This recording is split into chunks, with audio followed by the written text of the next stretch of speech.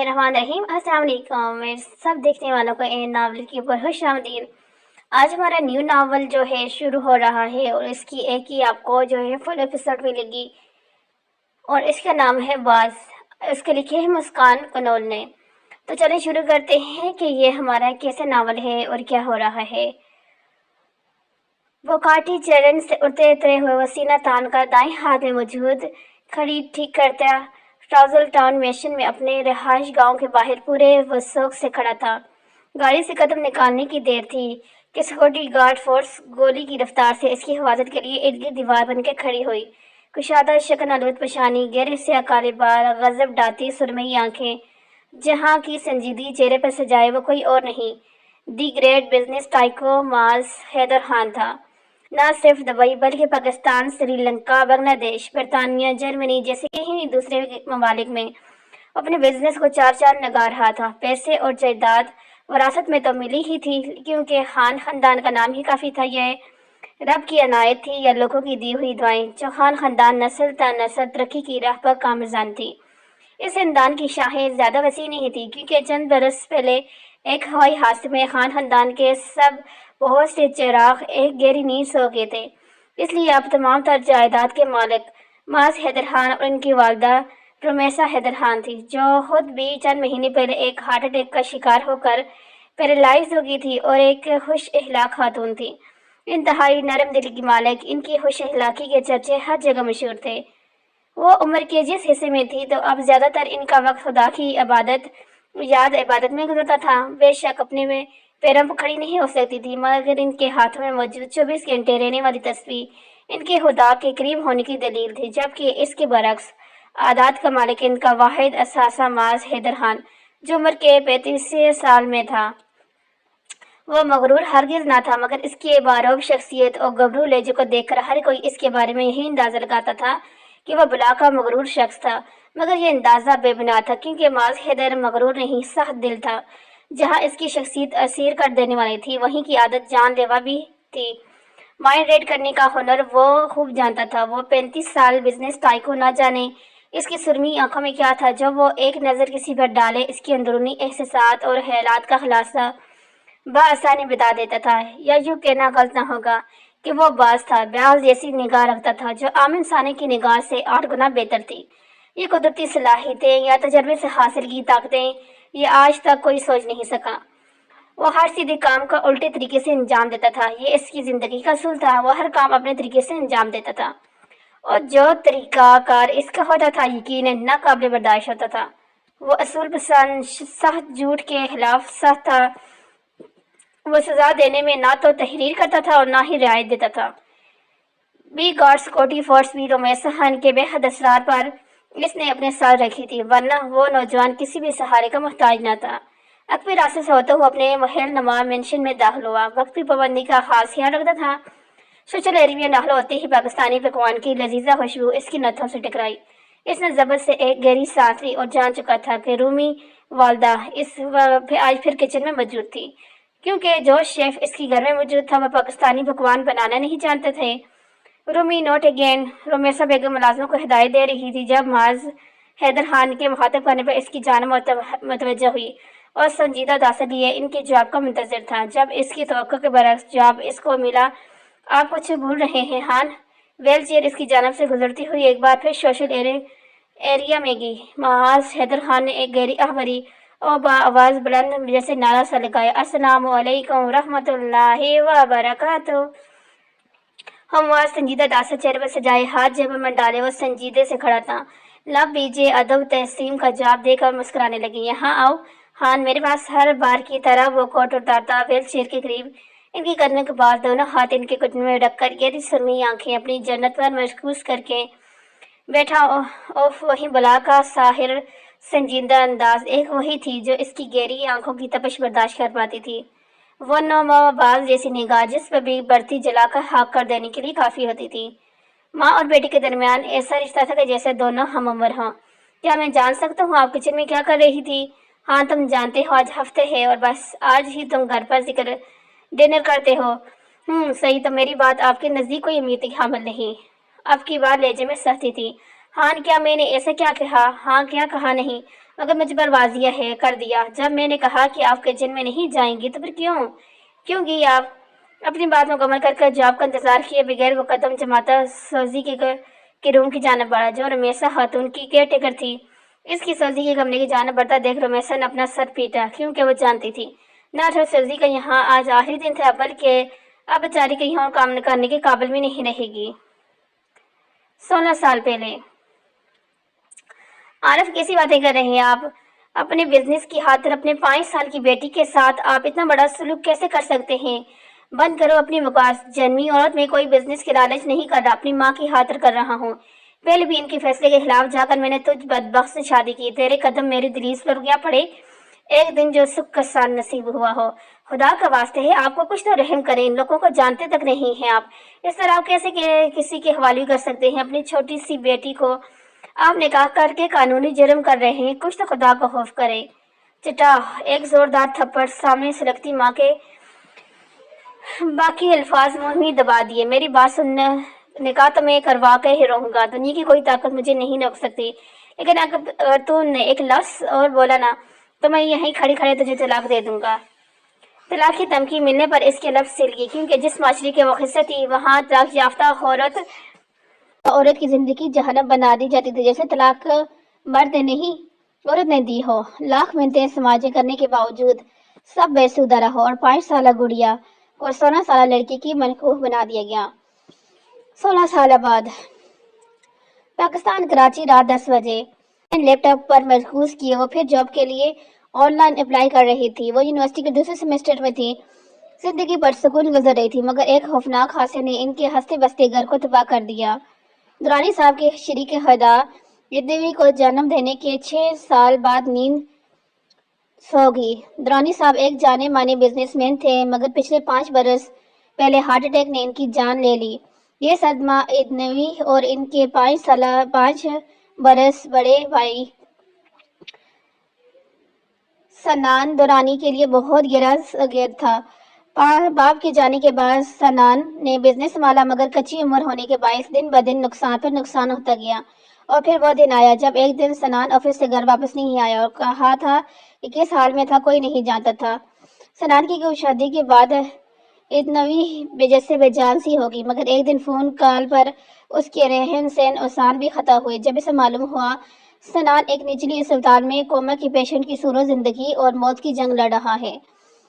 ادنوی کی پیدائش امریکہ سن فرانسی کی تھی۔ درانی صاحب نے غیر ملکی اور ساتھ ایک غیر مذہبی عورت خاتون سے شادی کی تھی۔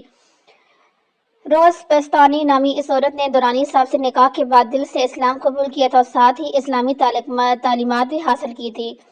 اسلام میں شمولیت کے بعد وہ روز پستاوی سے مریم درانی بن گئی تھی۔ ادنوی کی پیدائش کے 6 سال بعد مریم اس دنیا فانیہ سے رخصت ہو گئی تھی۔ ادنوی بہو اپنی ماں کی طرح انگریزوں سے مشابہت رکھتی تھی۔ سرخ اور سفید رنگت، گلابی نازک لب، گول چہرہ، گہری نیلی آنکھیں، سنہرے شانوں تک آتے ریشمی بال، نمایاں حدوحال کی مانو کی سالہ ادنوی درانی وہ ایک آزاد مینشن سوچ کی مالک تھی، حق و باطل کے بیچ فرق کرنا وہ خوب جانتی تھی۔ اس نے انفرادی معلومات کے ساتھ ساتھ اجتماعی تعلیمات بھی حاصل کی تھی۔ یہی وجہ تھی کہ وہ اپنی مذہبی تہذیب اور ملک کی ثقافت کو ہمیشہ اول رکھتی تھی۔ اس کی ایک اور سب سے بڑی کمزوری اس کی زبان تھی، جو ہمیشہ غلط بات پر پھسل جایا کرتی تھی۔ اب دیکھنا تو یہ تھا کہ وہ اپنی کمزوری سے کتنا نقصان اٹھانے والی تھی۔ نیند اس کی آنکھوں سے کوسوں دور تھی۔ رات کو دوسرا پیر تھا، وہ ڈھیلے ڈھالے ٹراؤزر اور شرٹ میں ملبوس تھی۔ لیپ ٹاپ چارج پر لگاتے وہ کچن کی جانب بڑھی، شیلف سے کپ نکال کر گرم پانی چولہے پر رکھا، کافی کی بوتل تلاش کرنے لگی۔ پانی ابل چکا تھا مگر کافی اب تک نہیں مل رہی تھی۔ جب ایک گہری سانس لے کر وہ سیدھی کھڑی ہوئی، نظر کپ کے کھلے ہوئے شیلف پر گئی، جہاں این کپ کے برابر ہی کافی کی بوتل منہ چڑھا رہی تھی۔ بغل میں بچہ جگ میں ڈنڈولا، حالانکہ ابھی کپ اس نے وہیں سے نکالا تھا، لیکن شکر کر اس کی بوتل سختی سے دبوچ، مطلب حد نہیں ہوتی۔ اچھے خاصے میرے 10 منٹ ضائع کر دیے۔ 2 چمچ کافی کے کپ میں ڈال کر وہ چمچ چلاتی سوشل ایریا میں رکھے صوفے پر برابر بیٹھی رہی۔ میگزین اٹھا کر صفحے پلٹنے گئی، جب نظر ایک پیج پر رکی۔ 3 پیس سوٹ میں ملبوس، ہاتھ میں ایوارڈ لیے وہ سر کو خم کیے کھڑا تھا۔ میگزین کے 2 صفحے اس کی تعریفوں سے بھرے تھے۔ جب ایک نظر تصویر کے نیچے لکھے اس کے نام پر رکی دی گریٹ بزنس ٹائکو ماز حیدر خان۔ وہ بار بار اس کے نام کے حروف کو انگلیوں کے پوروں سے چھونے لگی۔ بے ساختہ لب کے کنارے پھیلے۔ اس کی پرکشش جسید واقعی اسیر کر دینے والی تھی۔ بے ساختہ دراز سے کینچی نکال کر اس نے جسیر کاٹ کر احتیاط سے ایک فائل میں رکھی۔ ایسے پہلی بار نہیں ہوا تھا۔ یہ میگزین جب بھی آتا تھا، اس میگزین پر موجود معاذ حیدر کی تصویر کو وہ ہر بار یہی دیکھ کر احتیاط سے نکال کر فائل میں لگا دیتی تھی۔ اور دل پھینک ہرگز نہیں تھی اور نہ ہی حسن پرست تھی۔ ایسا بھی نہیں تھا کوئی شخص سے محبت کرتی تھی، کیونکہ معاذ حیدر خان سے محبت کرنا شاید آسان تھا مگر اس کو حاصل کرنا ناممکن۔ اور یہ بات ادنا بھی بہتر طریقے سے جانتی تھی، مگر پھر بھی نہ چاہتے ہوئے بھی ہر بار وہ اس کی تصویر کو محفوظ کرتی تھی۔ دبئی ڈاؤن ٹاؤن صبح 5 بجے وہ پچھلے 40 منٹ سے واک ٹریک پر بھاگ رہا تھا اور اس کی گزرنے والے ہر راستے پر بھی گارڈ فورس جدید اسلحہ دانے اس کی حفاظت کے لیے پہلے ہی اس پوزیشن پر موجود تھی۔ آخری راؤنڈ لے کر بالآخر وہ بینچ پر بیٹھا۔ اس کی پرسنل سیکورٹی اور ضائع ہاتھ میں فائل تھامے اس کے مقابلہ آئی۔ کالے پینٹ کوٹ میں ملبوس وہ خوش شکل لڑکی میٹنگز، پروجیکٹ، ٹرپس، کب، کیسے، کہاں، کیا کرنا ہے، کس سے ملنا ہے، اپائنٹمنٹ، تمام تر ذمہ داریاں اویزا سنبھالتی تھی۔ وٹامن کی بوتل لبوں سے لگا کر ایک ہی سانس میں اس کو خلق میں اتار گیا۔ سر، آج کے شیڈول کی فائل۔ اویزا نے فائل اس کے مقابل کی، جس پر ایک جتنی نگاہ ڈال کر کھڑی لڑکی پر ڈالی۔ اگر یہ فائل میں نے خود پڑھنی ہے تو تم یہاں کیا کر رہی ہو؟ معاذ حیدر کے یوں سرد لہجے پر اویزا نظر جھکا گئی۔ نہیں سر، وہ پچھلی بار بھی آپ ناراض ہو گئے تھے تو بس۔ وہ حیدر خان کی نظروں کی تپش خود پر محسوس کرتے ہوئے الفاظ پی گئی۔ وہ یکدم ایک حرکت میں کھڑا ہوا، اس کے اچانک مقابل آنے پر اور زارے اچھل کر 2 قدم پیچھے ہٹی۔ معاذ حیدر خان کے اشارے کرنے پر یکدم ایک گارڈ اس کے قریب آیا۔ اس کا گلا دبا دو تاکہ اس کو دوبارہ سانس لینے کی زحمت نہ ہو۔ اس کے حکم میں گارڈ نے پوری قوت سے اویزا کا گلا دبوچا۔ وہ بالکل کھانس کر منتیں کرنے لگی۔ جب اس میں کچھ کسر باقی نہ اس نے اشارہ کرنے میں گارڈ اس کو چھوڑا۔ وہ یکدم لڑکھڑا کر زمین پر جا گری۔ اپنی ٹوٹی سانسیں بحال کرتی وہ معاذ حیدر کو نیم بری آنکھوں سے دیکھنے لگی۔ جب وہ تنبیہ کرتا گویا ہے، ضروری نہیں جو میں نے ایک بار کہہ دیا وہ پتھر کی لکیر ہو گیا۔ یہ معاذ حیدر خان کی دنیا ہے، یہاں قوانین بھی بناتا میں ہوں اور توڑتا بھی میں ہوں۔ میری دنیا میں سانس لینا ہے تو میرے مطابق چلنا، ورنہ سزا دینے میں نہ میں تاخیر کرتا ہوں نہ رعایت دیتا ہوں۔ جرا کا خاص کر دینے والا لہجہ آزاد طلب شخص کسی میں بھی اتنی ہمت نہ تھی کہ اس کے خلاف اف بھی کہتا۔ بات مکمل کرتے وہ آگے بڑھ گیا۔ وہ قدم برق رفتاری سے بڑھ رہا تھا جب اس کے عقب سے زیان کی آواز نے اسے قدم روکے۔ زیان فخر معاذ حیدر کا بچپن کا دوست تھا۔ ایک زیان ہی تھا جو معاذ حیدر کے ساتھ کسی بھی قسم کی بات کر سکتا تھا، ورنہ اس کے سامنے کوئی نظر بھی نہیں اٹھاتا تھا۔ میرے یار، لوگ کیسے کام کرتے ہیں جن کے بدلے لوگ انہیں دعائیں دیں، اور ایک تو ہے جو بھلے کام کر کے بھی میرے بھائی خود ہی اپنے کام پر پانی پھیر دیتا ہے۔ اچھی خاصی تیری بیچاری سیکرٹری کیوں جان لینے پر تلا ہوا ہے اس کی؟ وہ جو اب تک خاموش کھڑا سنجیدہ تاثر لیے اس کی بکبک سن رہا تھا، یکدم اس کو گدی سے دبوچتے ہوئے پکارا، لگتا ہے تجھے اپنی جان کی پرواہ نہیں ہے۔ میرے معلومات میں اپنی ٹانگیں نہ اڑایا کر، سمجھا؟ اف، کیا کروں میرے بھائی، تیرے معاملات میں ٹانگ اڑانا میرے بچپن سے پسندیدہ ترین مشغلہ رہا ہے۔ تیرے معاملات میں ٹانگ اڑانا تو میرے بچپن کا پسندیدہ ترین مشغلہ ہے۔ میں تیری یہ ٹانگ توڑ کر پھینک دوں گا۔ زیان، میرے معاملات میں مت بولا کر، تو پچھتائے گا۔ چل میرے بھائی، اگر تیری یہی خواہش ہے تو اس خادم کی ٹانگ ضرور حاضر لے توڑ دے، تو بھی کیا یاد کرے گا۔ لیکن ایک بات تو میں مجھے بتا دوں، میں اپنی ٹانگ فری میں تو نہیں دوڑواؤں گا، نقلی ٹانگ کے لیے پیسے بھی تیری جیب سے ہی لوں گا۔ وہ شوخ انداز میں کندھے اچھاتے ہوئے اپنی بات مکمل کر گیا۔ معاذ چند سیکنڈ تک خاموشی سے بغور اس کا چہرہ دیکھتے رہا، پھر زندگی سے بھرپور ایک زوردار کیک لگاتے دائیں ہاتھ سے اس کا کندھا چھوڑا۔ یقیناً اگر اس وقت زیان کے علاوہ کوئی اور اس کو اس طرح کیک لگاتا دیکھ لیتا تو غش کھا کر زمین بوس ہو جاتا۔ آج تک سب نے معاذ حیدر کی صرف ڈیوڈ سائلڈ ہی دیکھی تھی، مگر وہ صرف زیان فخر ہی تھا جسے معاذ حیدر کا ہر رنگ دیکھا تھا۔ اب وہ دونوں دبئی مرینا کی منزل کی جانب روان تھے، کیونکہ آج کسی بھی صورت معاذ حیدر خان کو ہر حال میں اسٹیریا والا پروجیکٹ اپنے نام کرنا تھا۔ Karachi, Pakistan. Black T shirt, black ہی جینز، گلے میں نوحاست سے مفلر رول کیا ہوا ہائی پونی ٹیل، جس میں کچھ آوارہ لڑکیاں ہندوستان کے گرد گردش کر رہی تھی۔ وہ جلدی جلدی اپنا سامان بیگ میں ٹھوسنے والے انداز میں ڈال رہی تھی، کیونکہ وہ آفس سے لیٹ ہو رہی تھی اور آج اس کا انٹرویو تھا۔ زینہ کو پلنگ سے نیچے اتر رہی تھی جب اس کے موبائل پر دانین کی کال آئی۔ نمبر دیکھ کر فون کال سے لگایا۔ ہیلو، ہائے دانی، کیسی ہو؟ میں ٹھیک ہوں آدی، تم کیسی ہو؟ ہم ٹھیک ہوں، تم بتاؤ خیریت؟ ہاں محترمہ، خیریت ہے بلکہ تمہارے لیے گڈ نیوز ہے میرے پاس۔ Good news? بلا وہ کیا ہے؟ جی تو ناظرین و حاضرین، دل تھام کو سنیں، مس آدنی رادرانی کے دبئی سے جاب آفر ہوئی ہے۔ ہاں ویسے ہوئی تو مجھے تھی، لیکن میری سفارش میں نے تمہارا نام دے دیا کیونکہ مجھے اب جاب کی کوئی ضرورت نہیں۔ کیا تم سچ کہہ رہی ہو؟ ادنوی نے قدم روکتے ہوئے قدر حیرانی سے پوچھا۔ ہاں بھائی، سچ ہی کہہ رہی ہوں۔ تمہاری قسم، تمہیں ویزا بھی دیں گے، ٹکٹ بھی دے، رہائش وغیرہ سب کچھ، اور خود تمہیں دیں گے۔ تم بس نکلنے کی تیاری کرو۔ یار اتنی جلدی کیسے؟ اور میں یہاں بھائی کو اکیلا کیسے چھوڑ کر سکتی ہوں؟ آدھی یار پاگل کیوں ہو رہی ہے؟ لوگ تو مرتے ہیں ایسی اپرچونیٹیز کے لیے، اور تم ہو کے منع کر رہی ہو۔ ویسے بھی سنان بھائی کی خبر میں تمہیں دیتی رہوں گی، اس گولڈن چانس کو مس نہیں کرنا، اور کیا پتا وہ لوگ سنان بھائی کا علاج بھی کروا دیں۔ پر دانی، تمہاری کوئی بات نہیں سمجھ آ رہی، کیا بولوں اب میں؟ تم بہت ناشکری ہو۔ تمہیں انٹرویو کو چھوڑو، میں تمہیں نمبر بھیج رہی ہوں، تو وہاں رابطہ کرو اور تیاری پکڑو، ٹھیک ہے؟ میں پہلے سنان بھائی سے ہسپتال میں مل کر آ جاؤں، پھر جا کر تیاری کروں گی۔ تمہیں اس سے طلاق دینی ہوگی، ورنہ میں تمہیں جان سے مار ڈالوں گا۔ میں اپنی بہن کو تمہارے حوالے ہرگز نہیں کروں گا۔ تمہیں کیا ملے گا یہ سب کر کے؟ اس کو طلاق دو تو خدا کے لیے چھوڑ دو ہماری جان۔ یہ فیصلہ جو ہمارے بڑوں نے کیا ہے وہ اب آگے نہیں چل سکتا، اس میں ہم دونوں کا فائدہ ہے۔ اس بات کو یہاں ختم کر دو۔ سنان اشفیتا سلی میں سامنے بیٹھے شخص پر چلا رہا تھا، جو ہموار خاموش بیٹھا تھا۔ اس کی خاموشی سنان درانی میں لگی آگ کے شعلے اور بھڑکا رہی تھی۔ جب وہ استری ہنستا ایک بار پھر اس کو مخاطب کر گیا۔ تمہاری یہ خاموشی ہی اس بات کی دلیل ہے کہ تم ایک گندے خون کی پیداوار ہو۔ تم اور تمہاری ماں۔ سنان کے الفاظ اس کے منہ میں ہی دم توڑ گئے جب پوری شدت سے پاس پڑا لوہے کا پائپ اس شخص نے سنان کے سر پر مارا۔ اس اچانک کی گئی وار میں اتنی شدت تھی کہ پہلے ہی حملے میں سنان درانی زمین بوس ہوا تھا۔ خون برق رفتار زمین پر بہہ رہا تھا جب گھٹنوں کے بل وہ اس کے کان کے قریب بیٹھا سرگوشی کرنے لگا۔ دعا کرنا کہ تمہاری بہن کا مجھ سے سامنا نہ ہو، ورنہ میں اس کا وہ حشر کروں گا کہ درانی خاندان کی نسلیں تک کام جائیں گی۔ لفظوں کا سیسا اسی کام میں ڈلتا وہ کھڑا ہوگا۔ اس کو اسپتال پہنچا دو۔ مرنا نہیں چاہیے اور نہ ہی اس قابل رہنا چاہیے کہ اگلے سورج کی کرن اپنی آنکھوں سے دیکھ سکے۔ حکم صادر کرتے ہوئے انتقام کی نئی منزل پر روانہ ہو گیا۔ وہ 26 سال وجود اسٹرکچر پر اپنی زندگی اور موت کی جنگ لڑ رہا تھا۔ ادنوی نے نرمی سے اس کا ہاتھ ہلایا۔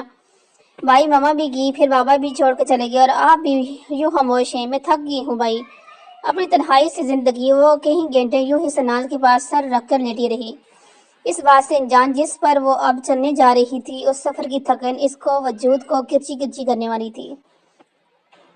تمام فارمیلٹی پوری کرنے کے بعد چند گھنٹے کا سفر طے کر کے وہ دبئی کی حدود میں داخل پہنچ چکی تھی۔ 2 دن پہلے اس نے اویزا سے رابطہ کیا تھا، جس نے تمام تر انٹیگریشنز ادنوی کو بتا دی تھی۔ مقررہ وقت پر ایک گاڑی ایئرپورٹ کے باہر کھڑی اس کی منتظر تھی۔ گاڑی دبئی کے مرین کی جانب روان تھی، کیونکہ مینشن میں جب بھی کسی کو ہائر کیا جاتا تھا تو اس کا بائی ڈیٹا اویزا کلیکٹ کر کے محاذ حیدر کو دیتی تھی۔ اس لیے سب سے پہلے تو اسے اویزا سے ملنا تھا، اور کافی دیر سے لوبی میں بیٹھی اپنے بلاوے کا انتظار کر رہی تھی۔ سفر کی تھکان، پھر یہاں انتظار کرتے اسے 1.5 گھنٹہ ہو گیا تھا۔ بیٹھے بیٹھے اسی کمر اکڑ گئی تھی۔ گھر سے نکلتے وقت اس نے آنکھوں پر کالے لینس لگائے تھے، کیونکہ پاکستان میں کئی بار آوارہ لڑکے اس کی نیلی آنکھیں دیکھ کر آوازیں کستے تھے۔ تب سے اس نے یہ معمول بنا لیا تھا، جب بھی گھر سے نکلتی تھی نیلی آنکھوں کو سیاہ رنگ کا ڈھانپ کر نکلتی تھی۔ اس نے شارٹ مرہون ٹاپ تو پہنا ہوا تھا جو فراک سٹائل میں تھا، ہم رنگ مفلر دائرے کی صورت گلے میں لپٹا ہوا تھا۔ بلیو جینز فلیٹس میں وہ خاصی کیجول ڈریس میں بھی غضب ڈال رہی تھی۔ بال سیدھے شانے پہ بکھری ہوئے تھے، چہرے پر اچھی خاصی گزری لی وہ منہ بسورے بیٹھی تھی۔ جب اویزے اپنے پروفیشنل انداز میں اس کے مقابلہ آتی گویا ہوئی، مس ادنوی درانی سے اسٹریٹ جا کر لیفٹ لے کر سیکنڈ روم میں جائیں، سر آپ کا ویٹ کر رہے ہیں۔ سفید 3 پیس سوٹ میں ملبوس سرمئی ناک آنکھیں چندیجہ چہرہ اپنی سیٹ پر جمع تھا، جبکہ اس کی فرنٹ سیٹ پر زیان موبائل میں انگلیاں گھماتا اس کو کچھ دکھا رہا تھا۔ دروازے کی دستک پر دونوں متوجہ ہوئے۔ ریس کا نوجوان مزاج چہرہ ہاتھ میں فائل پکڑے ننھے قدم اٹھاتی ان کے مقابلہ رکی۔ ریان کی نظریں جیسے اس پر گئی، جبکہ ادنوی درانی اپنے سامنے بیٹھے اس دی گریٹ بزنس ٹائکون ماس حیدر کو دیکھ کر سانس لینا بھول گئی۔ اس کو اپنی آنکھوں پر کسی سلوک یقین نہیں آ رہا تھا۔ وہ اپنے خواب میں بھی تصور نہیں کر سکتی تھی کہ جس کی تصویریں وہ اب تک محفوظ کرتی آئی ہے وہ آج اس کے مقابل تھا۔ زیان ٹک ٹاک محسوس تھا اس کی حسن کو دیکھ رہا تھا، جبکہ مقابل بیٹھا ہوا سنگ دل شہزادہ مکمل اس کا جائزہ لے کر اب لبوں پر انگلی پھیر رہا تھا۔ اجنبی کے چہرے کے تاثرات اس سے چھپے نہیں تھے۔ یہ معاذ حیدر کے لیے کوئی نئی بات بھی نہیں تھی، کیونکہ اس کی اس ساحر شخصیت کو دیکھ کر ہر کسی کا یہی رد عمل ہوتا تھا جو اس وقت اجنبی کا تھا۔ بس کچھ الگ یہ تھا کہ اجنبی اب تک اس کے پاس تصویر لینے کی غرض سے نہیں آئی تھی، بلکہ ہموار لب دانتوں میں دبائے پھٹی پھٹی آنکھوں سے اسے تک رہی تھی۔ ماحول کی نزاکت کو بامتے ہوئے زیان نے گلا کھنکھارا، جس پر وہ ہڑبڑا کر چونکی۔ مس اجنبی please take your seat. Final course مضبوطی سے دبوچے اب زیان کے برابر والی سیٹ پر نشست پہ بیٹھ گئی، جبکہ معاذ حیدر اس کے مقابلے بیٹھا تھا۔ اپنی خفت کو مٹانے کی چہرے پر آتی آوارہ لٹوں کو اس نے انگلی کے پروں کی مدد سے کان کے پیچھے کیا۔ معاذ خاموشی سے بیٹھا اس کا ہر رنگ وہ بھی محسوس کر رہا تھا۔ مس اجنبی شو می یور فائل۔ زیان کے مخاطب کرنے پر اس کی جانب متوجہ ہوئی۔ زیان نے نرمی سے اس کے ہاتھ سے فائل لی، ایک چانچی نظر اس کی سی وی پر ڈالی۔ اس کی سی وی میں کچھ خاص تو نہیں تھا، وہ دوسرے سیمیسٹر دے رہی تھی، مگر جو ڈپلومہ اس نے کیا تھا اس کی نظر میں رکھتے ہوئے زیان نے معاذ کو دیکھ کر اس بات میں سر ہلایا۔ تھوڑی بہت معلومات اور معاشی کہنے پر پہلے اس نے لے چکا تھا، مگر اس کے حوالے سے فی الحال ذکر اس نے نہیں کیا تھا۔ مس اجنبی آپ کی سی وی میں تو ایسا کچھ خاص نہیں، لیکن پھر بھی ٹھیک ہے، آپ ٹیک کیئر، اپنا کام سر انجام دے گی۔ امید کرتا ہوں شکایت کا موقع نہیں دیں گی، ورنہ ہم آپ کو کوئی موقع نہیں دیں گے۔ جتنی سنجیدگی سے زیان نے سامنے بیٹھی لڑکی کو دھمکی دی تھی، اس سے کہیں زیادہ گہری گہرائی میں اجنبی نے اس کا لہجہ محسوس کیا تھا۔ ہاتھ پیر تو اس سے پہلے ہی برف کے مان ٹھنڈے پڑ چکے تھے، وہ کن اکھیوں سے بار بار معاذ حیدر کو دیکھ رہے تھے۔ زیان کی بات اور وجہ اس باب میں سر ہلایا۔ وہ بزدل اور ڈرپوک ہرگز نہیں تھی، مگر ماحول میں عجیب سی نہ محسوس ہونے والی وحشت تھی۔ ننے پسینے کوئی بوند پیشانی سے صاف کرتی وہ کھڑی ہوئی۔ آپ بہہ جائیں اور اویزا باقی انٹروگیشن کو سمجھا دے گی۔ جانے کی اجازت ملنے پر وہ سکت سان لیتی، دروازے کی جانب رقب جب اس کی عقب سے آتی معاذ حیدر کی کرخت آواز اس کے قدم روکے۔ Turn around. اس سے پہلے کہ معاذ حیدر اس کو کچھ کہتا، زیان نے بیچ میں مداخلت کی اور عربی زبان میں اس سے گویا ہوا۔ بھائی تو کیوں اس کی جان نکال رہا ہے؟ میں پہلے ہی ساری معلومات نکال چکا ہوں۔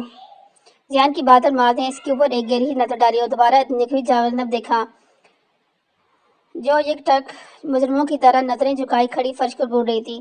اگلی بار آنکھوں کو ان لینس سے آزاد کر کے آنا۔ معاذ کی بات سن کر صحیح معنی میں اس کی جان اب نکلی تھی۔ بھلا اس کو کیسے معلوم ہوا کہ میں لینس لگائے ہیں؟ بہرحال اس نے چوک کر معاذ حیدر کو دیکھا، جو نظریں لیپ ٹاپ پر جمائے مصروف انداز میں انگلی چلا رہا تھا۔ لمحے کا انتظار کیے بنا وہ دوبارہ باہر کی جانب دوڑ گئی، رکی سانس کو بحال کرتی ہوئے ویسے کہ کیبن کی جانب بڑھ گئی۔ تمام انٹروگیشن سمجھنے کے بعد بالآخر ڈائنوس ٹاؤن مینشن میں اپنا فرض انجام دینے لگی، رمیسا حیدر خان کی دیکھ بھال کرتے ہوئے۔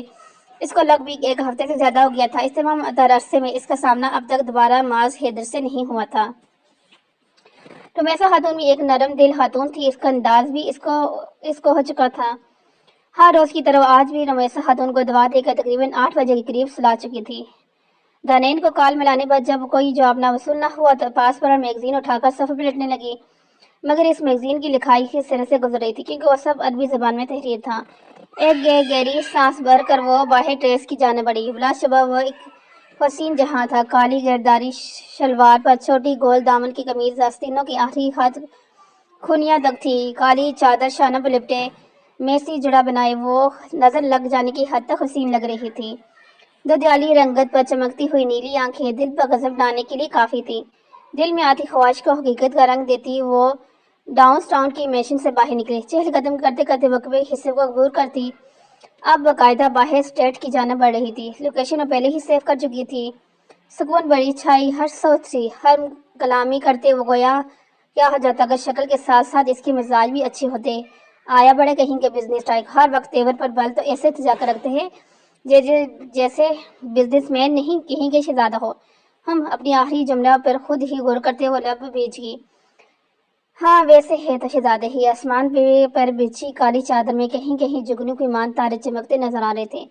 اپنی روح میں آسمان کو دیکھے قدم بڑھا رہی تھی جب یکدم کسی وجود سے زوردار تصادم ہوا۔ الجھے نفس بحال کرتے ہوئے اس نے آنکھیں کھولی تو نظر وہیں زمین پر گری لڑکی پر گئی۔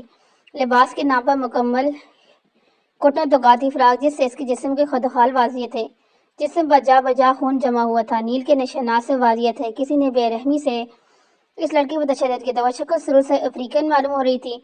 वो लड़की जमीन पर गिरी करा रही थी, नीम बेहोशी की हालत में ना जाने कौन सी जुबान में इसको पुकार रही थी। वो नीम बेहोशी में अदनवी बाढ़ रही, जबकि अदनवी सांस रोके उसको देख रही थी। एकदम सामने से तेज रफ्तार काली गाड़ी को अपनी जानमाता देखो लड़की अशफाका सरी चलाने लगी। गाड़ी की आवाज़, लड़की की चीखें अदनवी को अपने कान फटते हुए महसूस हुए। जब बिना कुछ सोचे वो उल्टे कदम मशीन जाम भागने लगी। अपनी रफ्तार से कहीं ज्यादा तेज बस भाग रही थी। बरक रफ्तार से भागने में शानों के गिर लिपटी चादर कहीं दूर जा गिरी, मगर कदम रोके बगैर अपने अंधा भाग रही थी। मेंशन बस कुछ ही कदम के फासले था, जबकि अब मेंशन के बाहर बखराई जलन समेत काली गाड़ियों की लंबी कतार मौजूद थी। मगर इसने अब भी कदम नहीं रोके थे। गाड़ी के टायरों की आवाज सुन इसने पलट कर देखा, जब यकदम सामने से आते मास हैदर के सीने से जा टकराई। बेसहाता अदनवी की गले फाड़ चीख निकली। चीख ने डायरेस टाउन मेंशन में अनजाना सा शोर बर्पा किया, जबकि मास हैदर जो अपनी ही रोह में फोन पर बात करता आ रहा था, यकदम किसी सिफ्त नाजुक वजूद के साथ टकराने को चूका। अदनवी का चेहरा इसके सीने में छुपा हुआ था, जबकि इस अचानक होने वाले हमले पर बी गार्ड फोर्स ने अपनी लोड गन्स अदनवी की जानब तानी। कुछ नफूस बहाल होने पर इसने आहिस्ता आहिस्ता चेहरा उठाया। अब नजर इस मर्दानगी की आला मसार रखने वाले नौजवान मास हैदर पर गई। 2 सेकंड में कम वक्त लगा था दोनों को एक दूसरे को बचाने में। हाथ के इशारे फोर्स की गन्स नीचे की। अब वो अदनवी की गहरी की नजरों से जायजा ले रहा था। लट्टे के मान सफेद होता चेहरा, नीली आंखों में खौफ ही खौफ था। जब खलाती हुई में वहाँ वो लड़की इसको न मारा, वो चल सामने खड़े वो 35 साल नौजवान हमवार चेहरे पर संजीदगी से इसकी एक एक लफ्ज पर गौर कर रहा था। घबरू आवाज ने नबी के लफ्ज टुकड़े फॉलो में शिकस्त और कदम उठाती हुए उसके पीछे चलने लगी। बी गार्ड फोर्स अपनी अपनी जगह रुकते चले गए। अब बस वो दोनों अकवी हिस्से को दूर करते सोशल एरिया में मौजूद थे। एक गहरी नजर सरसरी निगाह से डालता हुआ और हमेशा हाथ उनकी कमरे की जानब बढ़ गया। वो हाथ जाकर खड़ी मुलाजिम से अरबी जबान में कुछ गुफ्तगू करके वापस सोशल एरिया में आया और अब अदनवी से बात करने का इरादा रखता था, मगर वहाँ अदनवी को न पाकर इसकी आंखों में सिर्फ नसें नमदार हुई। गुस्सा जब्त करते हुए पास खड़ी मुलाजिमा को मुखातिब किया, जाओ जाकर इस लड़की को बुला के लाओ। मुलाजिमा का पैगाम सुनकर अचानक जू बुलाने पर अदनवी उंगलियों को हथेली में गर्दिश देने लगी। नन्हे कदम उठाती ममाज हैदर खान के मुकाबले की, जहाँ वो सोफे पर जमा था, मगर वहाँ एक फर्द का इजाफा था और वो कोई और नहीं, जियान फखर था। एक बाल में से नजर नीली आंखों से मिलने पर सामने मौजूद मगरूर नौजवान खटक सा गया। फिर जल्दी से अपनी नजरों का जाविया बदलते हुए, यहाँ रूमी की देखभाल के लिए अपॉइंट किया है या फिर सड़कों की सैर करने के लिए? माज हैदर ने 2 टोक तौहीन अमेज़ा लहजे पर अदनवी के तनफर से नाक सुकड़ी।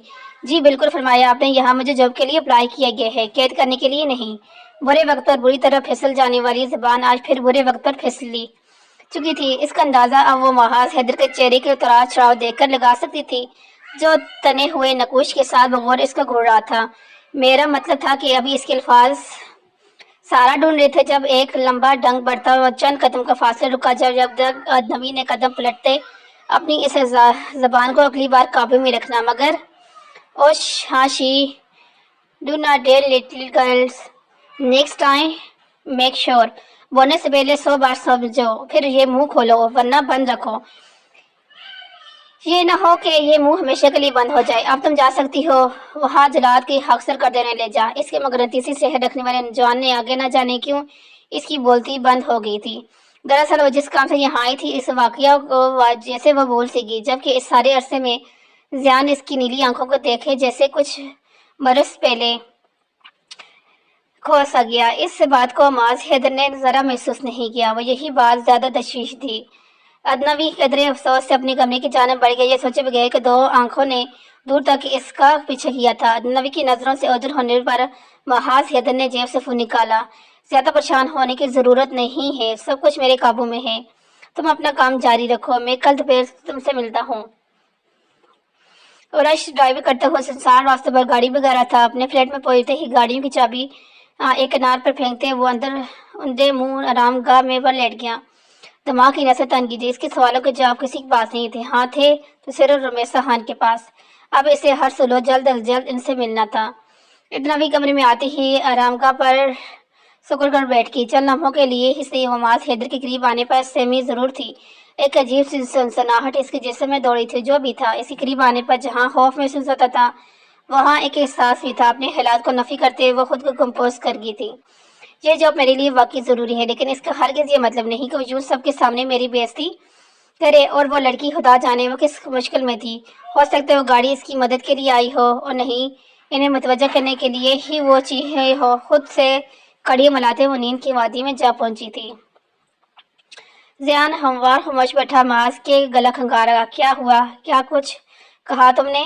یکدم ہلکایا. نہیں میں نے تو کچھ نہیں کہا مگر تمہاری یہ آنکھیں بہت کچھ کہہ رہی ہیں.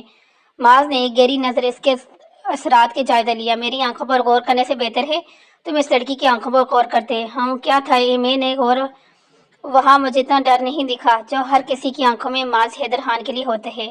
اپنا جملے پر وہ خود ہی غور کرنے لگا. اس کی آنکھوں میں وہ ڈر خوف وقتی تھا لیکن کیوں نہیں ڈری وہ مجھ سے؟ معاذ گہری سوچ میں گم تھا. جب ایک بار پھر ضیان نے معاذ حیدر کو مخاطب کیا. او میرے بھائی تو ڈر بعد میں بٹھانا. اس کی آنکھوں کی رنگت کی بات کر رہا ہے. نیلا رنگ ہے اس کی آنکھوں کا معاذ. اس کی نیلی آنکھیں ہیں اور وہ پاکستان سے بھی ہے. اپنی بات مکمل کر کے ضیان خاموش ہو گیا. ایسا ممکن نہیں. یہ وہ لڑکی نہیں ہو سکتی. اور اگر یہ وہی ہوئی تو یہاں کیا کر رہی ہو؟ اس سب سے بڑی بات اس کا نام بھی مختلف ہے اور عارف اس کو کبھی یہاں نہ آنے دیتا. امپاسبل. نیلی آنکھوں کی بات ہے تو یہ دنیا میں واحد نیلی لڑکی نہیں ہے جس کی آنکھوں کا رنگ نیلا ہے. معاذ کرفت انداز میں بول کر رخ بدل گیا. تو یار تو یہ بھی تو دیکھنا نام سے کیا ہوتے ہیں بھلا. کوئی بھی بدل سکتے ہیں. کوئی مشکل کام ہے یہ؟ عجیب سا ہے یار.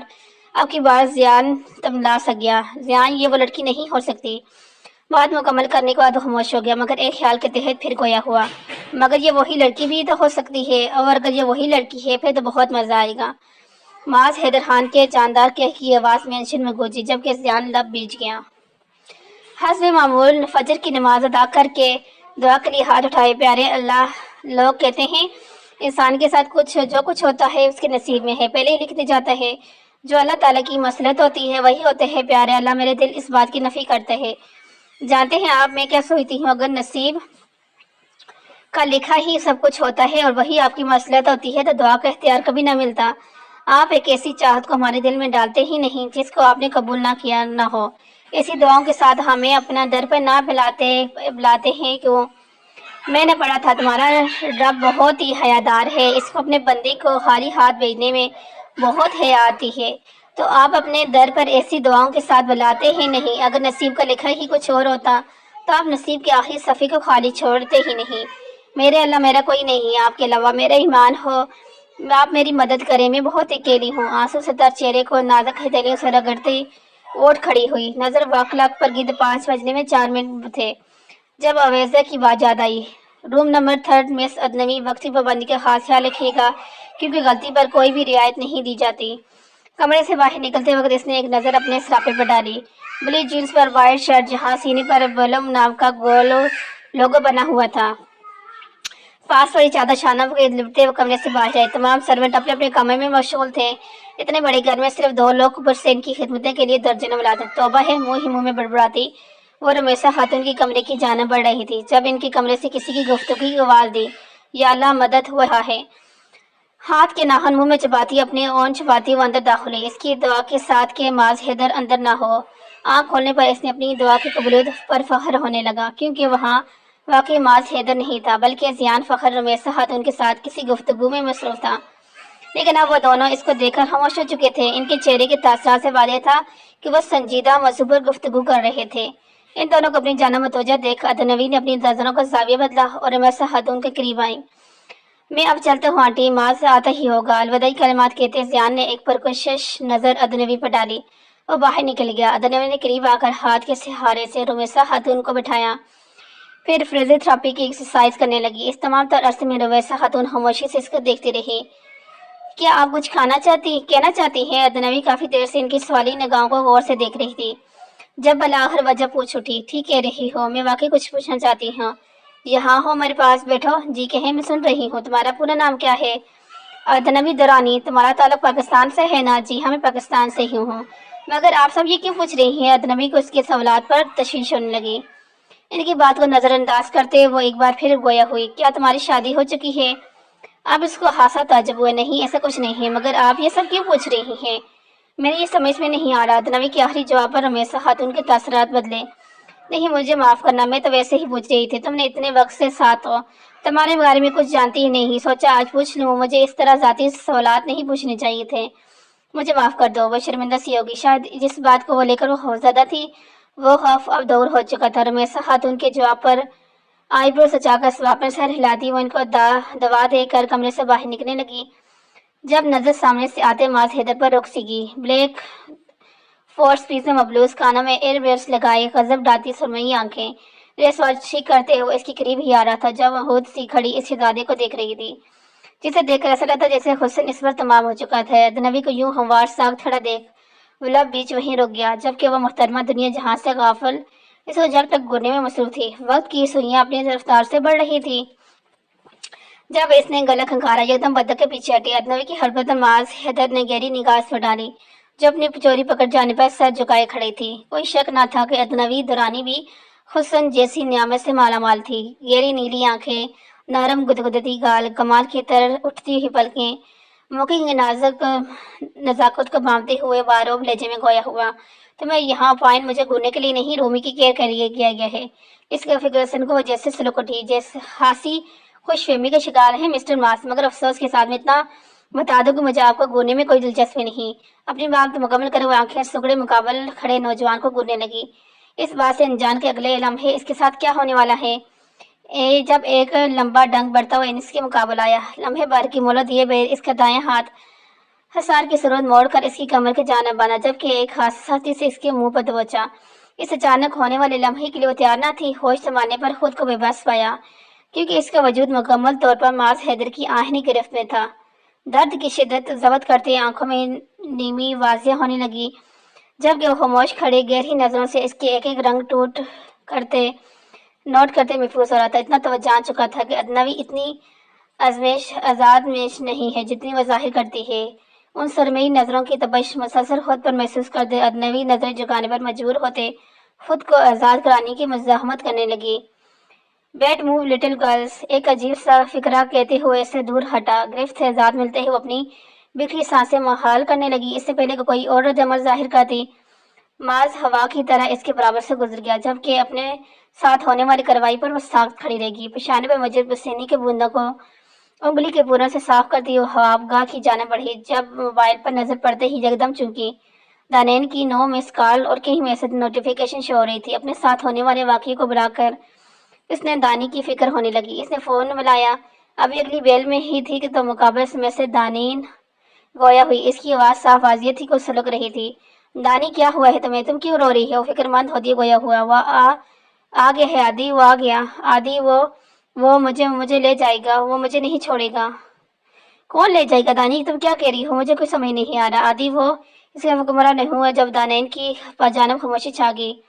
ادنوی نے فون کی جانب دیکھا تو لائن کٹ چکی تھی۔ اس نے دوبارہ فون ملایا تو بے سودا، کیونکہ فون بند ہو جا رہا تھا۔ ادنوی سر ہاتھوں میں دیے بیٹھی رہی، رنگ برنگی لائٹوں کی روشنی، تیز میوزک، ڈانس فلور پر موجود نوجوان ہوش و حروف سے بےگانے، نشے میں درد، ڈانس ٹپس لینے میں مصروف تھے۔ بہت سی لڑکیاں اسے دیکھ کر صرف آہیں بڑھ رہی تھی، مگر کسی میں اتنی ہمت نہیں تھی اسے قریب آتی، جو دور میں ایک کونے میں بیٹھا کسی محلول کے گونج بڑھ رہا تھا۔ جب ایک شخص نے قریب آ کر اسی کان میں سرگوشی کی، اس کی جانب سے اشارہ ملنے پر برٹن ہاتھ میں بریف کیس پکڑے اپنے 3 ساتھیوں سمیت مقابل صفحے پر آیا۔ Here is the volume of your hand work، یہ رہی تمہاری محنت کی قیمت۔ برٹن کے جملے اس کے سرخ آنکھوں نے اسے دیکھا، بس طرح ہی ہنستا ہوا گویا ہوا۔ دنیا میں آج تک کوئی ایسا پیدا نہیں ہوا جو ماز حیدر کی قیمت لگائے۔ برٹن لوفٹر دراصل کیٹس نامی گینگ کے لیڈر سمتھ لوفٹر کا بھائی تھا۔ یہ گینگ معاشی اسمگلنگ کرتا تھا، ساتھ ہی پاکستان سے اسلحہ اور لڑکیاں اغوا کر کے ماز حیدر خان کے حوالے کی جاتی تھی۔ ویسے عام طور پر ان معاملات کی ڈیلنگ زین کیا کرتا تھا، مگر جب بھی برٹن اور سمرتھن ماز سے ملنے کی خواہش کرتا تو وہ سامنے آتا تھا۔ ماز کے فریب پہ برٹن نے اپنی اباؤ چھپاتے گلا کھنکارا، پھر الوداعی کلمات کہہ کر وہاں سے نکل گیا، جبکہ ان تینوں کے یوں سر پیٹ بھاگنے پر اس کے چہرے پر ستائش بھری مسکراہٹ نمودار ہوئی۔ موبائل سے زین کا نمبر ملاتے وہ شوق انداز میں گویا برٹن لوفٹر ماز حیدر کی قیمت لگانے آیا تھا۔ اس کی ایسی قیمت لگنی چاہیے کہ وہ دوبارہ کسی قیمت لگانے کے قابل نہ رہے۔ ماز نے فکر کا مفہوم سمجھتے زیان کے زوردار کہٹ لگایا، فون کان سے ہٹا کر اس نے ایک بار پھر آنکھیں مونڈی، جب اچانک دو حسینے چہرہ دندرائے چھالے ضرب لب اس کی نام پکارے۔ ادنوی دوبارہ فون اٹھا کر اس نے پاکستان کو کال ملائی، جہاں احمد نامی بندہ اس کی خاص وفادار تھا۔ ادن نے روسیہ خان کے مقابل بیٹھی رسالے میں لکھی کوئی کہانی بآواز بلند سنا رہی تھی، جس پر وقفے وقت سے دونوں کہہ لگا رہی تھی۔ جب ادنوی کی نظر کہانی سے ہٹ کر اچانک دوسرے صفحے پر گئی، جہاں معاذ حیدر کی تصویر لگی تھی، ساغت بیٹھی تصویر میں ہاتھ پھیرنے لگی۔ ادنوی کو خاموش دیکھ کر رمیسا خاتون نے بند آنکھیں کھول کر اس کو دیکھا، جو ہموار سی بیٹھی رسالے کو گھور رہی تھی۔ اس کی نظروں کے تعاقب کرتے ہوئے انہوں نے رسالے میں جھانکا، جہاں معاذ کی تصویر دیکھ کر ان کے چہرے کی جاندار مسکراہٹ نمودار ہوئی۔ اس کی تصویر یہی اخباروں خبروں کی زینت بنی رہتی ہے۔ رمیسا خان کے مخاطب کرنے پر وہ ہوش کی دنیا میں آئی۔ میرا بیٹا بہت نرم دل ہے، خدمت خلق کا جذبہ دن بدن اس میں پروان چڑھ رہا ہے، یہی وجہ ہے خدا نے اس کو اتنی شہرت سے نوازا ہے۔ رمیسا خاتون اپنی روح میں اپنے بیٹے کی شان میں پھول برسا رہی تھی، جبکہ ادنوی ان کے لیے بیٹے کی والی حرکت صبح والی حرکت یاد کرتے آنکھیں گھمائے گی۔ ادنوی کا یوں بسورنا رمیسا خاتون سے بن نہیں سکا، جب وہ ایک بار پھر گویا ہوئی، ہاں مگر میں یہ بھی جانتی ہوں کہ وہ انتہائی گرم مزاج ہے۔ وہ بچپن میں ایسا نہیں تھا، حتیٰ کہ جوانی کی دلیل سے قدم رکھنے کے بعد بھی وہ خاصا نرم دل تھا، لیکن وقت گزارنے کے ساتھ ساتھ اس کے مزاج میں سختی آتے گی۔ کیا میں جان سکتی ہوں آپ کا بیٹا اتنا سخت مزاج کیوں ہے؟ تجسس کی خاطر دل میں آیا سوال رمیسا خاتون سے کر بیٹھی۔ اس وقت ہم پاکستان میں مقیم تھے، حیدر خان بھی حیات تھے، معاذ بھی۔ ان کا جملہ مکمل نہ ہوا جب معاذ حیدر نے تقریباً گریدار آواز میں ان کو پکارا، رومی۔ گریدار آواز نے ان کے لب روکے۔ ادنوی رمیسا خاتون دونوں ہی دروازے کی جانب متوجہ ہوئی، جہاں معاذ حیدر چہرے پر سخت تعصب لیے ادنوی کا گھور رہا تھا۔ اگلی لمحے رمیسا خاتون کی آرامگاہ کے قریب آ کر گویا ہوا، رومی میں نے کتنی بار کہا ہے لوگوں کو ان کی اوقات میں رکھا کریں، اور تمہیں رومی کی کیئر کے لیے رکھا ہے یا گڑے مردے اکھاڑنے کے لیے؟ معاذ کے یوں ابریزہ کرنے پر آنکھوں میں نیمی آئی۔ معاذ کیا طریقہ ہے بات کرنے کا؟ رمیسا خاتون قدر حیرانی سے گویا، رومی فور گاڈ سیک بس کر دیں، آپ جانتی نہیں ہیں ایسے لوگوں کو۔ کیا بھول گئی؟ کچھ عرصے پہلے بھی ایک میڈ نے ہماری نچلی معلومات جا کر میڈیا کو بتائی تھی، جو کتنے عرصہ خبروں کی زینت بنی رہی، کتنے سکینڈلز بنے تھے۔ جہاں اپنے لیے لفظ میڈ سن کر وہ سکتے میں تھی، وہیں اپنے اوپر شک کیے جانے پر سپاٹ ہوئی۔ اب یہاں کھڑے کھڑے میرے غصے کو ہوا مت دو، جسٹ گاٹ لاسٹ، انف از انف۔ میں لعنت دیتی ہوں آپ پر، آپ کے اس جاب پر۔ اگر آپ مجھے پر پے کر رہے ہیں تو اس کے بدلے میں آپ کو اپنا وقت دے رہی ہوں، پوری امانت داری سے اپنی ڈیوٹی پوری کر رہی ہوں۔ میں آپ کی کوئی زرخیز غلام نہیں ہوں کہ آپ جیسا دل چاہے گا میرے ساتھ ویسے ہی بیہیو کریں گے۔ مجھے کوئی دلچسپی نہیں اس فضول جاب میں۔ میم آئی ایم سوری، مگر میں اب اور اپنی انسلٹ برداشت نہیں کر سکتی۔ اب کی بار رمیسا خاتون سے مخاطب ہوئی، جو التجائی نظروں سے اسے دیکھ رہی تھی۔ ہاں مسٹر معاذ، آپ ایک بات اور، آپ جس کو بھی اپنی جاب پر پوائنٹ کریں نا، کوشش کیجیے گا اس کے منہ میں زبان نہ ہو اور نہ ہی وہ سننے کے قابل ہو کہ کوئی نارمل انسان تو آپ کے اس مینشن میں کام نہیں کر سکتا۔ ڈیس گاڈ لیس، بات مکمل کر کے بتا دے کہ جانے میں جب کسی خیال کے تحت واپس پلٹی۔ ویسے مجھے یہ بات جان کر کافی حیرت ہوئی کہ معاذ حیدر خان کی 5 انگلیاں برابر ہیں۔ Interesting, very interesting. کوئی بات میڈیا کو بتاؤ یا نہ بتاؤ، یہ تو لازمی بتاؤں گی۔ شوق فکرہ اس کی جانب اچھالتے ہوئے وہ استری ہستی اپنے کمرے کی جانب بڑھ گئی، جبکہ مقابل کھڑا وہ شخص اس کی نظروں سے اوجھل ہو جانے کے بعد دلجمی سے رمیسا خاتون کی جانب مڑا، جو گہری نظروں سے دیکھ رہی تھی۔ وہ جانتی تھی کہ یہ خاموشی کسی بڑے طوفان کا پیغام دے رہی ہے۔ اور رمیسا خاتون کو کمفرٹیبل ٹھیک کرتا دروازے کی جانب پلٹنے گیا، جب انہوں نے اس کی کلائی نرمی سے پکڑی۔ Muaz please, she is no saint, please. Rumaisa خاتون کی بات اور شوخ انداز میں مسکرایا، ان کی پیشانی پر لب رکھے اور اپنی منزل کی جانب روانہ ہوا۔ رمیسا خاتون کے کمرے سے نکل وہ سیدھا اپنے کمرے میں آئی، غصہ جیسے سر پر چڑھ کر بول رہا تھا۔ بنا وقت ضائع کیے اپنی ذاتی سامان بیگ میں ٹھوس کر وقفی حصے کو عبور کرتے ہوئے باہر لان کی طرف بڑھ رہی تھی، جب دوسری جانب وہ مسلسل دانین کو فون ملا رہی تھی، مگر بے سودہ۔ جب سے اس کی کال آئی تھی اس وقت سے دوبارہ اس رابطہ نہیں ہوا تھا۔ اب اس سے وہی جگہ ملاقات ہوگی۔ دانو ٹاؤن مینشن کو عبور کرتی ہوئی مرکزی دروازے کی جانب رکھی، جہاں زیان اور معاذ حیدر دونوں ہی اسی کی جانب متوجہ تھے۔ عقبی حصے سے ہوتے ہوئے باہر کی جانب بڑھی، وہ مسلسل دانے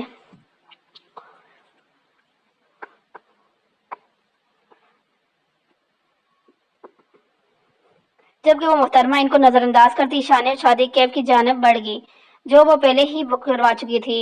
ادنوی کے انداز جہاں معاذ حیدر کے چہرے پر ایک جاندار مسکراہٹ نے رس کیا، وہیں زیان نے ایک ملامتی نظر इस बेवकूफ लड़की पर बारे जो आने वाले तूफान से जान मुतमईन थी। वो दोनों इसको तब तक देखते रहे जब तक वो केप इनकी आंखों से ओझल न हुई। वो पूरे वसौक के साथ अपनी कुर्सी पर बरजमा था। आज यहाँ सऊदी शेख के साथ इफ्तिताही प्रोजेक्ट की डिस्कशन जारी थी। 3 बरस बाद आज ये माहदा तय पाया और सऊदी अरब में अपनी शुगर मिल्स के लिए अब तक के ही $1 मिलियन से ज्यादा रकम अदा कर चुका था। 3 साल बाद अल्लाह इसकी जिंदगी का अहम मकसद पाया तकमील तक पहुंचा। मार्च हैदर मुबारक हो तुम्हें, आखिर का ये प्रोजेक्ट तुम्हारे नाम हुआ। मैंने काफी चर्चे सुन रखे थे, काफी जतन किए हैं तुमने इस प्रोजेक्ट के लिए। जी बिल्कुल ठीक सुना आपने। अगर कोई चीज मेरे दिल को भा जाए तो मैं हर सूरत इसको हासिल करके अपनी मालकियत बनाता हूँ। अगर कोई चीज मुझे ना मिले तो मैं इसको किसी और की काबिल भी नहीं छोड़ता। नाबीसुर लव कातिलाना मुस्कुराहट, जबकि सुरमई की नाक गेरी आंखें सर तासर। हाँ यंग मैन, ठीक कहा। याद है मुझे वो चंद बरस पहले वाला वाकया जिस फैक्ट्री में अचानक आग भड़क उठी थी। कहीं न कहीं इसमें तुम्हारा नाम भी शामिल था। उफ वे बस कर दे शेख साहब। सुना है आपकी शुगर आजकल हाई रहती है। ये ना हो किसी गम के जद में आकर एक्सट्रीम लेवल तक पहुंच जाए। आपकी बार जियान ने मुखातब किया था जिस पर शेख लापेज गया। अभी गुफ्तगू जारी थी जब ओवैजा इजाजत तलब करते हुए इसके पास आई। मीटिंग तकरीबन अपने अख्ताम पर थी जब माज हैदर ने के इशारे करने पर जियान उन सबको लेकर बाहर गया। अदनवी के जाने के बाद अवेजा ने इसके रूम को क्लियर कर दिया था, जिसके नतीजे में सफाई के बाद इनको एक फाइल मिली थी और वो फाइल लेकर अवेजा महाज हैदर के मुकाबले में मौजूद थी। वो फाइल इसके मुकाबले रखे और रूम से निकल गई। चंद सेकंड वो बगौर इस स्याह फाइल को देखता रहा, फिर हाथ बढ़ाकर फाइल खोलनी शुरू की। जैसे जैसे वो फाइल के सफ़ों को पलट रहा था वैसे वैसे आंखें खैर से फैलती जा रही थी। अभी वो सोच रहा था कि सहरा में गुम ही था कि अचानक अवेजा बुखलाई हुई बिना इजाजत कमरे में आई। जियान भी इसके साथ। इन दोनों के चेहरे के तासरात खतरनाक हद तक संजीदा थे। माज की सवाली निगाहों को जायती हुई हिम्मत करते हुए गोया हुमाज वो आंटी नहीं। बाकी अल्फाज जैसे मुंह में ही दम तोड़ गए। एक दिन बाजार में से खतरे का साइम था। पिछले रोज ब्लड प्रेशर लेवल खतरनाक हद तक बढ़ जाने की सूरत में इनको हार्ट अटैक आया था। शायद इनका वक्त इतना ही मुगर था और वे इस फानी दुनिया से कोच कर गए।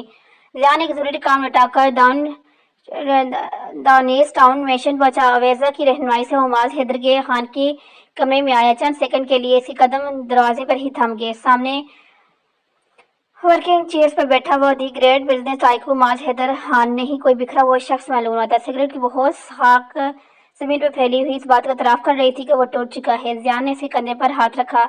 वह जोंगा सुरमई आंखें सिर हंगार होती। जियान रोमी या रोमी मुझे अकेला छोड़ गई। वो मुझसे नाराज थी और यही खामोशी से चली गई। यार उन्होंने मुझसे वादा किया था मुझे कभी अकेला छोड़कर नहीं जाएंगी। जियान वो फिर मुझे छोड़कर चली गई। दिन पहले वो फोन पर सरगोशी करते अंदाज में पलटा जब इससे मुकाबल रमेशा खातून को दो व्हील चेयर पर पाया। वह सख्त असरात लिए इसको घूर रही थी। जब वह सारी निगाह से न देखते गोया, क्या कुछ कहना चाहती हैं आप मुझसे? हाँ मैं कहना चाहती हूँ। इनका अंदाज लेजा खासा संजीदा था। माज मेरी बात सुनो, मैंने आज तक तुम्हें किसी मामले में नहीं टोका, मगर मैं आज तुम्हें सख्ती से कह रही हूँ तुम इस लड़की को कोई नुकसान नहीं पहुँचाओगे।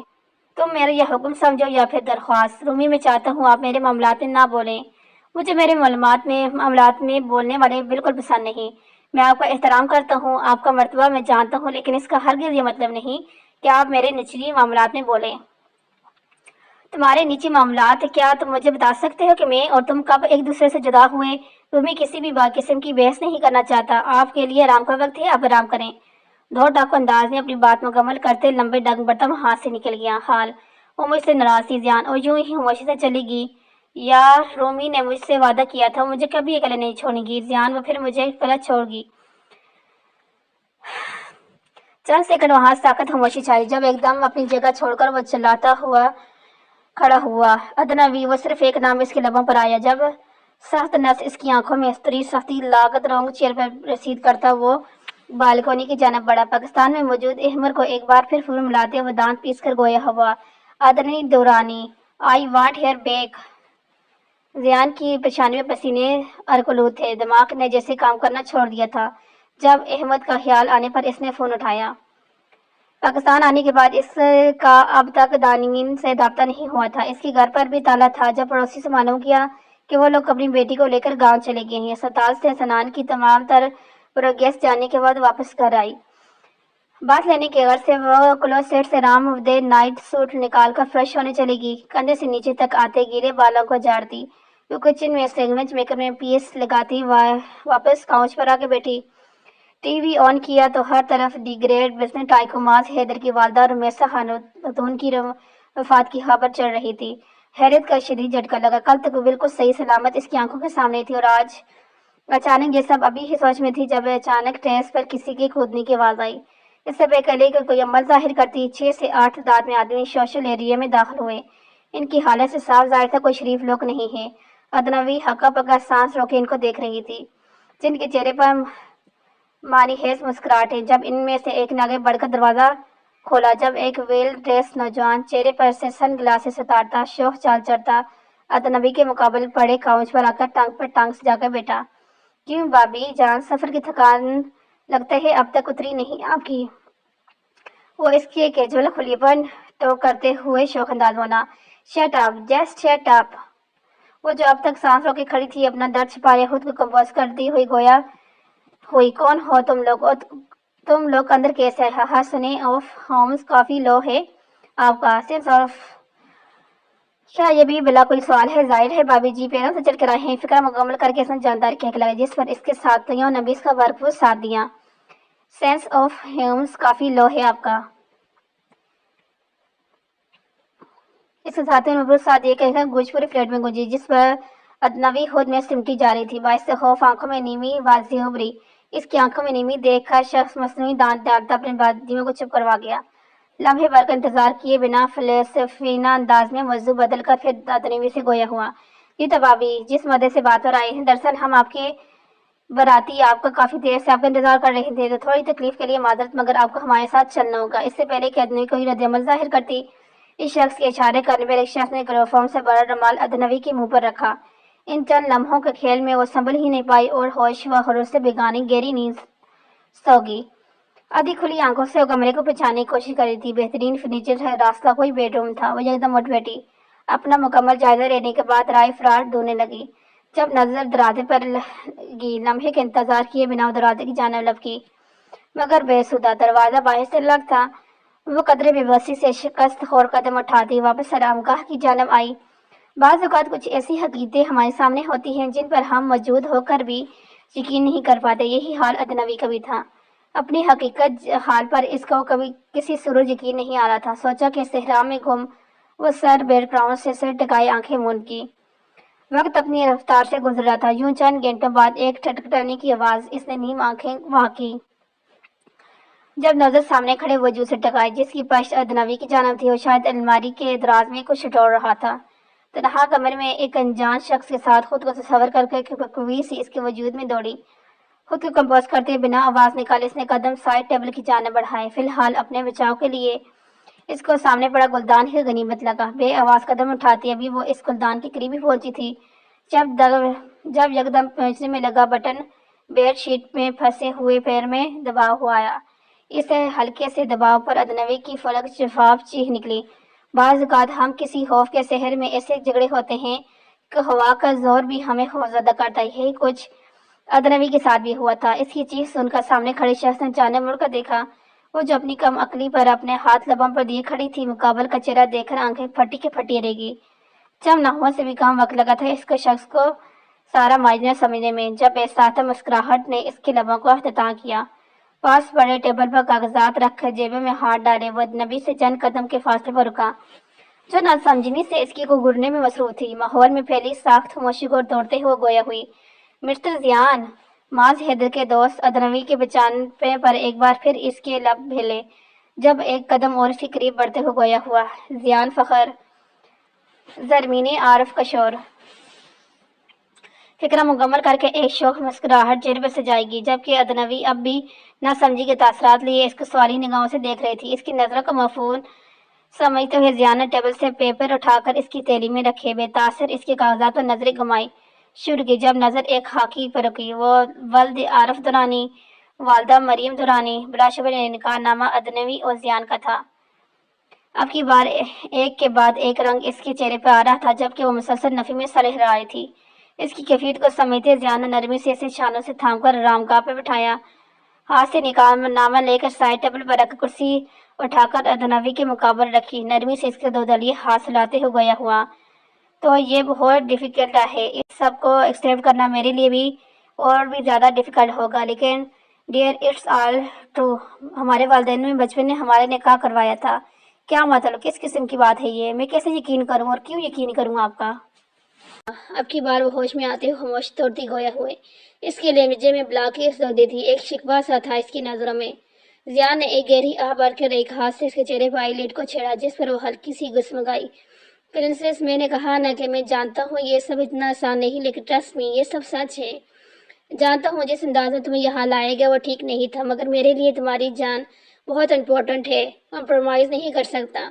ضیاء کا ہر انداز، لہجہ، نرم رویہ روپ تھا کہ بساطا وہ اپنا ہاتھ چھڑائے بغیر ہی اسے سنتی گئی۔ ادنوی کے یوں بغور دیکھنے پر ضیاء کی نظروں میں شرارت تنائی تھی، آخرکار وہ اس کے نکاح میں تھی اور اس پورا حق رکھتا تھا۔ جب بساطا اس نے ادنوی کو اس کے ہاتھ سے پکڑ کر اپنی جانب کھینچا، اس اچانک ہونے والی آفات کے لیے وہ تیار نہیں تھی۔ جب کسی کٹی پتنگ کی طرح اس کی کشادہ سینے سے جا ٹکرائی، جبکہ ضیاء نے ایک ہاتھ دائرے کی صورت میں اسے گمر کے گرد باندھا اور ایک ہاتھ سے اس کے دونوں ہاتھ قابو کیے، وہ مکمل اس کی آہنی گرفت میں جگری ہوئی تھی۔ ادنوی ضبط کی انتہا کو پہنچتے ہوئے سڑک اٹھی تھی، اس کی کمر سے اپنا ہاتھ اٹھاتے ضیاء نے انگلیاں اس کے بالوں میں پھنسا کر اس کا چہرہ اپنے چہرے کے قریب کیا۔ اس سحر انگیز ماحول میں وہ اپنے تشدد لب اس کے ہونٹوں پر رکھ کر خود کو اسراب کرنے لگا، جبکہ اس کی کارروائی پر جان سے لرز اٹھی۔ اس کے انداز میں نرمی تھی، مگر پھر بھی اس کو اپنی سانسیں رکتی ہوئی محسوس تھی۔ اجنبی کو اپنی ناسیں رکتی محسوس تھی۔ ان کا آفاق کرانے کی جدوجہد میں اس نے مچلنا شروع کیا، اور جو اب تک کسی شہر میں قید تھا، اجنبی کے یوں حرکت دینے پر نرمی سے خود سے لگ کیا، جس پر خود کو سنبھالتی آرامگاہ پر بیٹھنے کی بکھری سانسیں بحال کرنے لگی۔ اگلے ہی لمحے خود کو کمپوز کرتے اس نے سرخ انگار نظروں سے ضیاء کو دیکھا، جو اس کے ہر رنگ سے محفوظ ہو رہا تھا۔ ضیاء کی آنکھوں میں کہیں بھی عجز نہیں بلکہ محبت کی رمق تھی، انابی لبوں پر پرکشش سی مسکراہٹ موجود تھی، مگر اس کے چہرے کے تنے ہوئے نقوش نے ادنوی کو کچھ بھی کہنے سے باز رکھا تھا۔ نہ چاہتے ہوئے ادنوی نے نظریں جھکائی، جس پر وہ لب بھیجے گویا ہوا، take it a sweetheart, میں اپنی حدود جانتا ہوں، حالانکہ میں بخوبی اپنے حقوق بھی جانتا ہوں، لیکن فی الحال تمہارے پاس وقت ہے، میں رشتوں میں زبردستی کے قائل نہیں ہوں، مگر یہ چھوٹی موٹی گستاخیاں آپ کو برداشت کرنی پڑے گی۔ ضیاء کے لہجے میں کہیں بھی سنجیدگی نہیں تھی، بلکہ ہر لفظ میں ناز تھی، شرارت واضح تھی۔ بنا نظریں اٹھائے وہ گویا ہوئی، مجھے گھر جانا ہے۔ ادنوی کے جملے پر اس نے ایک ابرو اچھلائی، ڈیر آدھی، میں نے پہلے بھی سمپل بات کی تھی، تمہاری سیفٹی میرے لیے بہت امپورٹنٹ ہے، تم اس گھر میں سیف نہیں ہو، اور ویسے بھی جتنا میں جانتا ہوں، کیا کہتے ہیں، ہاں، لڑکی کا اصل گھر اس کے شوہر کا ہی ہوتا ہے، اور جبکہ اب تم میرا اور اپنے رشتے کی حقیقت جان چکی ہو، سو اٹ بیٹر کہ اس رشتے کو جلد ایکسیپٹ بھی کر لو۔ ضیاء کے یوں نارمل انداز میں اتنی بڑی ڈیمانڈ سن کر وہ تنتلا کر اپنی جگہ چھوڑتی اس کے مقابل کھڑی ہوگی۔ شکایت کرتے بھی ہو تو کیا کرتے ہو، ایک سحر تھا تیری آنکھوں میں۔ ضیاء بساطا سا اس حسین لڑکی کے دودیالے چہرے پر چمکتی نیلی آنکھوں میں جھانکتا ہے، جہاں بلا کی سنجیدگی تھی۔ مسٹر ضیاء فخر، آپ نے اپنا اور میرا تعلق متعارف کر رہا ہے اور میں نے جان لیا، لیکن فی الحال آپ کے ساتھ میں نہیں بلکہ کسی صورت نہیں رہ سکتی۔ اول تو اس سب کو تسلیم کرنے کے لیے مجھے وقت کی ضرورت ہے، اور دوسری بات بقول آپ کے میں فی الحال آپ کی منکوحہ ہوں، تو اس لحاظ سے آپ فی الحال مجھ پر کوئی ڈسک آ سکتے ہیں، ابھی اور اسی وقت گھر جانا چاہتی ہوں۔ اس کے لہجے میں جہاں ضد تھی وہیں ایک درجہ بھی تھی، مگر ادنوی کی بات مان کر اس کی جان کا رسک نہیں لے سکتا تھا، کیونکہ وہ جانتا تھا معاذ حیدر خان اس کو ہر صورت ڈھونڈ کر نکال سکتے ہیں، مگر خود ضیاء کے گھر میں وہ اس کو کبھی نہیں سوچ سکتا۔ تو فی الحال ایک ہی جگہ تھی جہاں وہ محفوظ تھی۔ وہ چند سیکنڈ یوں ہی خاموشی سے بغور اس کا چہرہ دیکھتا رہا، جہاں سوکھے ابشم کے نشانات واضح تھے، سرخ پڑتی ناک اور آنکھیں، وہ اب ہر روپ میں ضیاء فخر کا دل بے ایمان کر رہی تھی، لیکن فی الحال وہ ادنوی کو زیادہ تنگ کرنے کا ارادہ ترک کرتے نرمی سے نشانے سے تھام کر ایک بار پھر آرام گاہ پر بٹھایا پر ٹیبل ٹھیک کرتے اڑتے ہوئے پلٹنے لگا، جب نہ سمجھنے سے ادنوی چلائی، یہ کیا ہے، آپ کو سمجھ نہیں آتی، میں نے کیا کہا ہے، مجھے گھر جانا چاہتی ہوں میں۔ اس سے پہلے کہ وہ کچھ کہتی، لمحے بھر میں اس نے ایک ہاتھ اس کے منہ پر رکھا اور دوسرا ہاتھ اس کی تھائی پر اور زور سے دبایا۔ اب کی بار چہرے کے تاثرات پہلے سے انتہائی حد تک برعکس تھے، لب سکڑے، چہرے پر پتھریلے تاثرات نمایاں تھے۔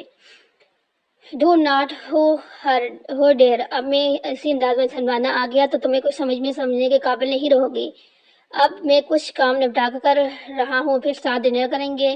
نرمی سے اس کے گال پر تھپڑا کر لمبے ڈانگ بڑھتا کمرے سے باہر نکل گیا، جبکہ دوسری جانب وہ ہاتھوں میں منہ چھپائے اپنی سسکیاں روکنے لگی کہ طوفان سا آیا تھا اس کی زندگی میں۔